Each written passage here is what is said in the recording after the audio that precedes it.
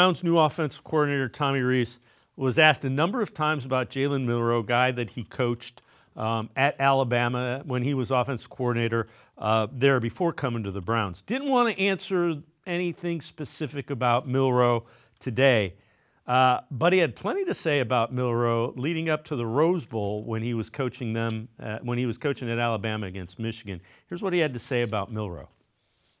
Jalen's probably got a little bit more personality than I do, I would think.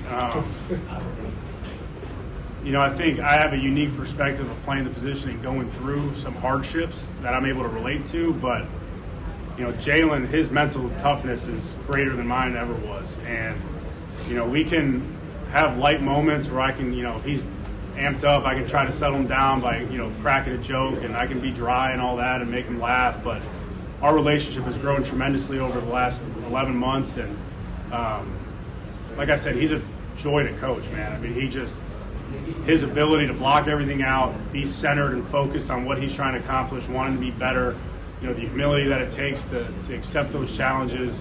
He's really a special kid. He really is. And I'm fortunate to be around him every single day.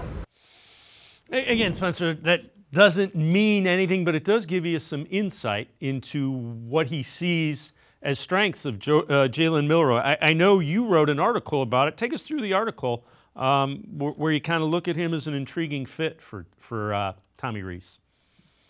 Yeah, I was mostly trying to connect the dots on what you're alluding to, and obviously you had the clip there. Their time together at Alabama and how Milroe's numbers were better under Tommy Rees in 2023 than they were this past year in what was his redshirt junior season at Alabama. So I think that's notable. I think obviously, the relationship that they have, Tommy's obviously going to be able to bring some and provide some insight into the person that he is and how composed he can be as a quarterback at the next level.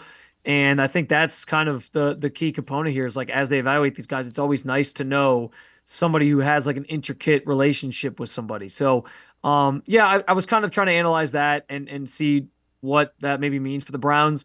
What I find maybe the reason I think there's a link there, though, beyond just the relationship between Rees and Milroe, is the fact that if the Browns don't want to take a quarterback at 2, or they don't feel inclined to take one of these top guys in Shedeur Sanders or Cam Ward, I do think there are some options further down the board. A Quinn Ewers, a Jalen Milroe, a Will Howard, who I think's now gotten into the conversation with how he played in the college football playoff.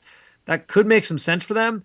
And my biggest thing is just like the value on those guys in maybe the second or third round is better than reaching on a guy that you think has maybe some flaws that you're worried about being a franchise guy if you were to take him at 2.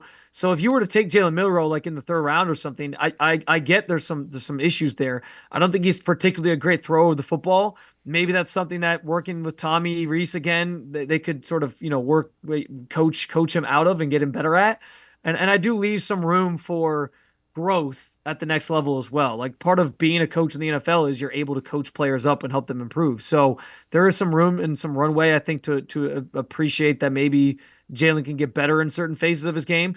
His athleticism, though, is off the charts. And I do think that's maybe the one thing that you could tap into, especially if you're taking him as like a third rounder, where it's like, well, hey, we got this really freakishly athletic quarterback.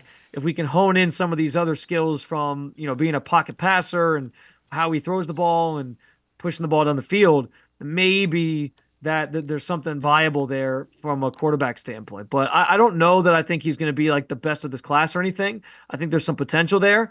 And I do think the connection between him and Tommy Rees is something that shouldn't be ignored, because they will lean on him during the draft process if they end up waiting on a quarterback to sort of make a decision on whether or not they want to take a chance on him. Yeah, and if they decide that, that's fine, because Tommy Rees has information that nobody.